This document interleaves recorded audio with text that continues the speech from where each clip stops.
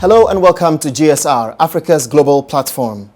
Africa today is experiencing the most rapid urbanization in the world and remains a young population with 65% of our people under the age of 35 years. Policymakers at national and sub-regional levels are overwhelmed by the challenges. Unemployment, health, poor quality and access to education, and basic services like health is still a challenge. If you're a keen follower of news in Ghana, for example, you will understand that healthcare delivery is almost in crisis as doctors have laid down their tools. The implications of the challenge poses a threat to Africa, requiring collaborative efforts in addressing it. This month, African youth have been gathering in the South African city of Johannesburg for the 7th Africa Youth and Governance Conference. Their mission is pretty simple: to interrogate critical continental and global issues of relevance to their development. Today, my mission is to find out what impact such gathering can make on Africa's future. Can the youth of Africa decide their future, and how? You can join the conversation. Facebook.com/Joy News on TV or Facebook.com/Jefferson SACKEY Reports. You can also tweet with the hashtag JSR. Let's get started.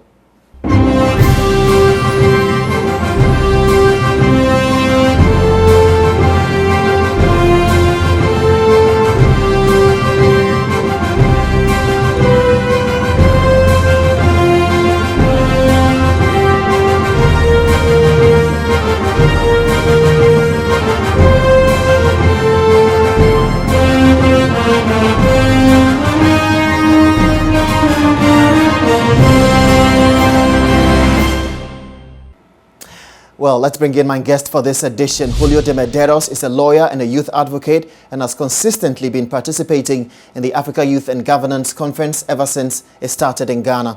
Seth Otting is the Executive Director of the Youth Bridge Foundation in charge of the conference in South Africa. Also joining us is Seth Kwame Echampong. He is a member of Ghana's Parliament. Gentlemen, thanks for joining me. But let me start with you, Mr. Julio de Medeiros, especially because of your consistent participation in the youth conference ever since it started. What has been your general assessment so far of the conference? Jefferson, this is the 7th year running. This African Youth and Governance Conference is one that brings together all the youth from Africa as well as the diaspora. This is the platform where they all gather to deliberate on issues that affect us, that affect our well-being. So my call is that every youth who is listening to me today should make it a point to be in South Africa. Last year we were in Zambia. We had the very rare opportunity of meeting one of the surviving African leaders, His Excellency Kenneth Kaunda. The advice he gave to the youth is that, you know, the youth are the future leaders, and when they were like us, they always gathered and deliberated and came out with policies, came out with ideas, brainstormed. And so, Jeffrey, so anyone who is listening to me today, all the youth should make it a point to be in South Africa this year. Yeah, it's interesting how the conference, which basically started in Ghana, is growing so fast. Having the former Zambian president, Kenneth Kaunda, for example, endorsing it last year when it was held in Lusaka. This year, you are in Hamilton in Canada, having it launched ahead of the conference in Johannesburg. Is there a specific reason why you are launching a conference that is supposed to be held in South Africa, in Johannesburg, in Hamilton? Thank you very much. Africa being the last continent in terms of development globally, and with Africans trying to be assertive, I believe it is good to circulate this conference within the borders of Africa. So I 100% endorse that we need to host and hold this event in South Africa, the southern part of Africa. Exactly, and apart from the relevance of the destination, you're also expected to amplify the voices of these participating African youth? Let me have this correction.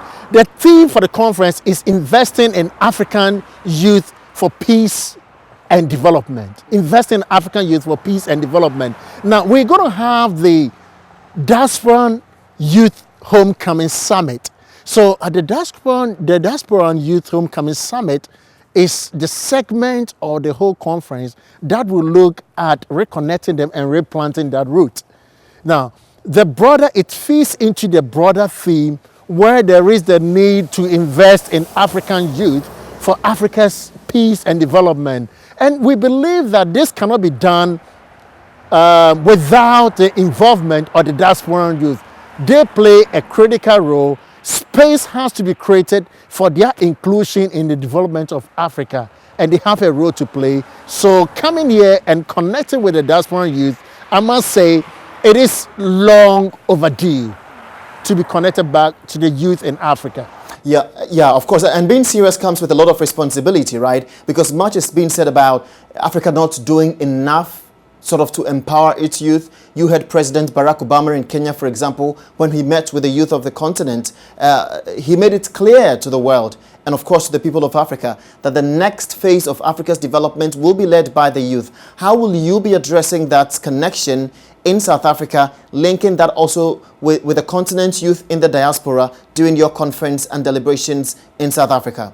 You know, I have to say, Jefferson, that if this conference is just about the gathering of the youth of Africa and the diasporans, then we better stay back home. What we seek to do is to build the capacity of the youth to understand and to appreciate this. A unique feature of the conference is to let them begin to understand, build their capacity, build their understanding of the issue. They are going to research on the policies, their continental issues, the Agenda 2063. How do they engage the policymakers? How can they contribute themselves in their own small ways towards the development agenda? We recognize that the youth development agenda cannot be the sole responsibility of African government, even though it is their social responsibility. They cannot on their own handle it. There is the call for us to get the youth empowered, understand the issues, build their competency to be able to contribute meaningfully towards the development agenda. Let's talk more about the connection, Julio de Medeiros, because I find your story quite interesting. You were born in Ghana, you live in Ghana, but your name, in a way, gives you up. Jefferson, this is very interesting and it's very dear to me. You know, my name, as it suggests, Julio de Medeiros, is a Portuguese name. I am a son of a father who comes from Brazil. And, you know, growing up in Ghana, I was born and bred in Ghana. And growing up in Ghana, I lost my identity. Because anytime I mentioned my name, Julio de Medeiros, the first thing was, are you a Ghanaian? And I say, yes, I'm born and bred in Ghana. That makes me a Ghanaian. But you see, I lost my identity and it was very difficult to identify myself either as a Brazilian, a Togolese, or Ghanaian. So in fact, being here and telling the black community here that, you know what, it is not only in the diaspora where this is happening. Even back home in Ghana, I go through the same sentiments. So I tell them that, you know what, it is not only you. It happens in Ghana and it happens elsewhere. And how do we connect that? How do we get out of that? In fact, the first thing is to identify yourself as an African. Identify yourself as an African. Someone said to me when we were driving to the city hall that no matter what you are, a drop of an African blood makes you an African. So you need to identify yourself as an African, behave, be proud of your identity, and do what is expected of you as an African. But it doesn't end there, right? Because some would also tell you that they are proud of Africa, they are proud of their identity, yet leadership has always been a problem. How do you respond to that, Seth Champo, especially because you're a member of parliament? Thank you very much. I'll just do a little analogy for you. As a child, we were all born as toddlers. We learned how to sit. We learned how to crawl. We learned how to take steps before eventually we got to walk. Even after walking, we didn't know how to run. It got to a point before we started running. We've been nurtured to this age. I know for a fact, not anybody telling me, that my age and my generation is blessed by virtue of the advancement in technology. And it is imperative upon us to also pace up, just as the other races are doing overly. So if any person chastises past leaders of Africans, predecessors, that they haven't done much, my simple answer per my analogy is that we've been walking the rope. It's a debate. we haven't come to a finality, but there is this saying that goes that wherever there is the will, we'll definitely find a way to go. Once we are willing to grow and develop, and not just make it a mere rhetorical commentary, but we follow it up, we walk our talk, I believe we will get there. Yes, we're definitely going to get there, but for how long are we going to keep crawling? Is it possible to mention just one name of an African leader who is leading that change? Julio de Medeiros, just one. Is it possible to name one African leader who the youth of Africa can look up to today and say, this is the leader we want to look up to, and this is the man that is bringing the change that we need on the African continent? Jefferson, this is just putting me on the spot. It will be a very difficult question to answer. It will be a very difficult, but what I would say is that if you ask me to mention one African leader, I wouldn't mention the African leaders. I would mention we the youth, who are the future leaders. Everywhere that you find a youth who is doing something useful, I will mention his name. I will not mention any African leader, because this is our time, and I'll mention all the youth. So when you ask me, it is all the youth inclusive, not anyone, but all of us inclusive. Honorable Seth Champong, your take. Just one name. I'm equally not going to single out one leader. There are several of them. I believe that Nelson Mandela, the great African son, sought to help liberate his people, not necessarily the black race, but the people he grew up with as Africans, to help them bond, to help them understand one another. His focus was to bring that freedom. He achieved it. Similarly, we need to transform from our great leaders like Dr. Nkrumah, like Julius Nyerere, from having only political freedom into a transformational economical freedom. That can be done by us. And that, for me, is the clarion call on the leaders of our times, the youth of today. How best can we turn around the economies of Africa so that Africa can be self-reliant, can be self-dependent? And you don't find that as an indictment on African leadership when you're finding it very difficult to name just one sitting and living African leader who the youth can look up to? I mean, Nelson Mandela, Julius Nyerere, and the Kwame Nkrumahs you're mentioning came in, they did their part, they're no more. Does it mean that they were buried with their ideas? No living president you can mention? I would not accept that. I would go back and debate it if I have not been expressive enough. I think there are a couple of leaders in Africa who are getting it No right. living leader you can mention? I will mention the president of Botswana, for instance. Ian He's Khama. done so well by ensuring that they auction the mineral, the raw mineral that is mined in South Africa, in Botswana today. That is a major good step in helping the development of our economy. I would encourage my leaders across the continent to learn from such experiences. One may not know it all, but at least you should know what others are doing. And I would also say, not because I belong to the same tradition with him, but I have great respect for my country's leaders.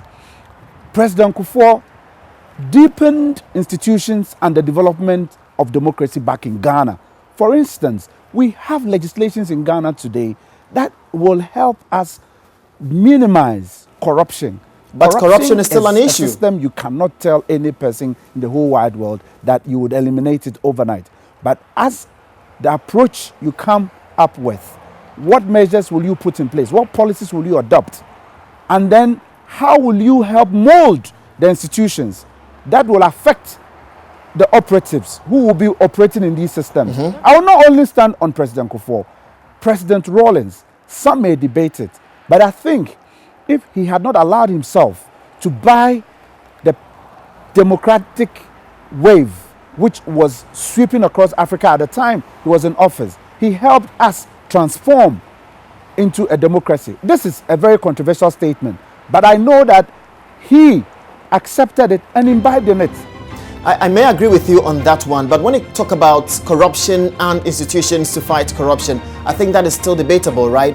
When we return, I would want us to talk about social media and its role in the development process, also to be captured at the conference in South Africa. Also, is there a collective youth policy to guide our growth as a continent? We'll talk about that when we return.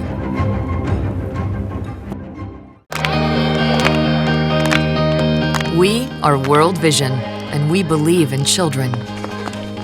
We believe in God's calling to help them flourish and achieve a full life.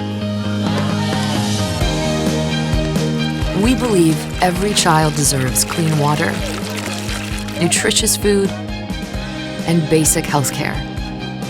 We believe in educating girls and women about immunizations and the healthy timing and spacing of pregnancies, saving the lives of newborns and new moms, helping more children live a full life beyond age 5.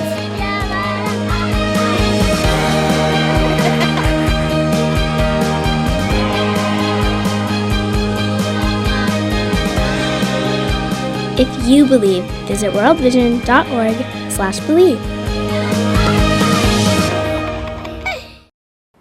You're watching JSR, Africa's global platform. If you just joined us, Seth Otting is Executive Director of the Youth Bridge Foundation, a youth advocacy organization based in Accra.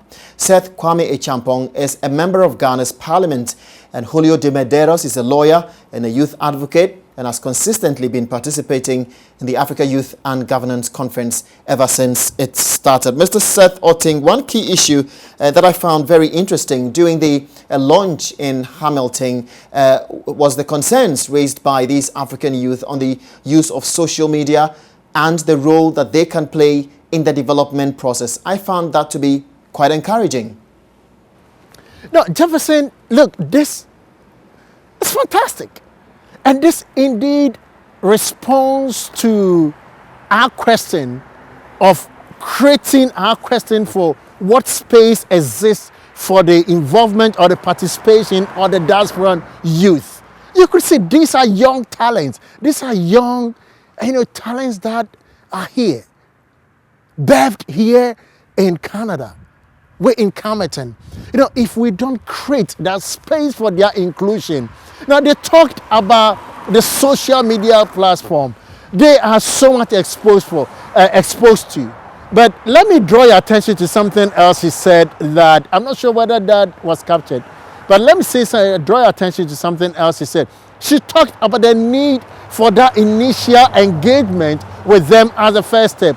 Once that is established, then the social media will build upon that. And it's something that they believe that their parents lack the understanding to appreciate the trends are changing. And let me bring it to a point where it is the need for, if we are thinking about reconnecting the diaspora youth to Africa, it is equally important to mentor some of their parents. Let them begin to appreciate the fact that times have changed, trends have changed, and their children are living in a different world than they were.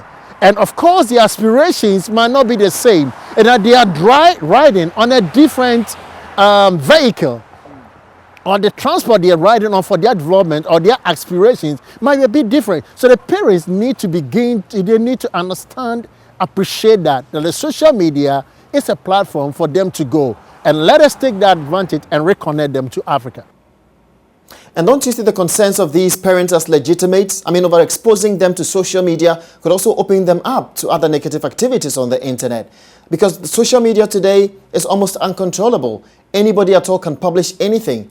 ISIS is actually using it. It's training innocent individuals in the West to be rebellious against innocent people. Parents must definitely be concerned, shouldn't they? I think I agree with them. I mean, for everything that we have today in the world today can either be positive or negative. Nuclear energy has its positive sides and it can equally have a negative side. It has to be controlled. It has to be managed. Censoring that, the question to what extent can you censor? I think educating the youth. This is why I must say that the rich African culture of upbringing, that we need to go back to the roots and instill in the children that discipline. You can't have the 24-hour monitoring of the children. You censor them at home. When they are out of the house, back into the schools. Where are you there? Are you going to be there to censor them, to monitor them? They have their free space. But when you instill in them the discipline, the understanding and the appreciation of the risk involved, and they begin to appreciate these, then they can look at a positive aspect of that. Let me draw your attention to a slogan or the tagline of Youth Break Foundation. We say we're bridging gaps for positive youth development. I have to hint here that positive youth development is a phenomenon that says that the negative of the young person can be turned into a positive aspect. So yes, the social media may have its negative side, but can we look at it, the positive side, where it is used to galvanize positive youth development and development in our communities? I think we need to work hard at that. Okay, so let's talk about positive youth development. Julio de Medeiros, I mean, you are a lawyer. Let's be open to the African continent. Is there a collective policy that guides the continent when it comes to development, apart from what individual countries may actually have? You know what? I'll tell you. There are so many beautiful, youthful policies, laws, regulations, but the implementation is the problem. Jefferson, if you look at the AU, the composition of the AU, if you look at the departments, what they call the portfolios, you see that there are 8 major portfolios, and you find the youth issues under a portfolio, which is a human resource and technological portfolio. I mean, of course, if the youth of Africa is 65% population, the whole of Africa, the youth makes up 65% of the whole population. That tells you that in the next generation, it is we, the youth, who are going to take the realms of government, the policies, everything has to do with the youth. And it is so important that there should be a portfolio at the AU that will be responsible for only youth matters, like they've done for peace and social development and all that. You see, so it is, yes, there are laws, but the commitment of the African leaders. Otherwise, all that all the beautiful laws that we have will just be a paper guarantee of abstract liberty. We really would not see the dividends of it. Mr. Seth Champong, you heard Mr. Seth Oteng talk earlier about the need to sort of galvanize the youth for positive development. Do you think the mere gathering of African youth in South Africa can bring about the change that is actually needed? Gathering them to talk? Can it bring any change at all? In fact, my joy in participating in this is about what experiences others are going through. As you sit in these meetings, people share their experiences. Then you'll be able to dovetail them back home in what you hold. Unemployment today of our teeming youth is a crisis at the back of the world. As I know of, many conventions and meetings of global nature. Today we live in a global world. Post-war events in recent times have been how we can help our teeming youth. Remember, every country, the demographics, the population of the youth so far outstrips the elderly. So we need to have a good legacy for them.